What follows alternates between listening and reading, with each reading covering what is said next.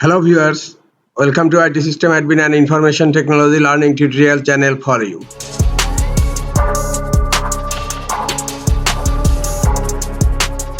In this tutorial, I'm going to show you how to create a local user account on Windows 11 computer. Sometimes it becomes very important for you, so don't forget to watch full video. To create a local user account in Windows 11 computer, right click on Start menu and then click on Computer Management.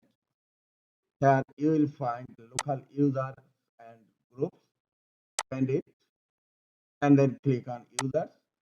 Here just right click on empty area, you will find new users, or click on more actions on upper right corner, you will find here new users, or click on action tab, you will find here new users. From anywhere you can create a new user. Now type the username and type full name John Paul, and you can type description, it's optional.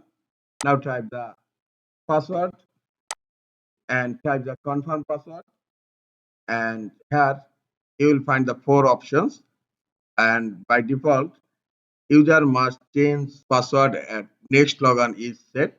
You can uncheck it, and if you want you can select password never expire. Now click on create, now click on close, and look, the user is added in the user list.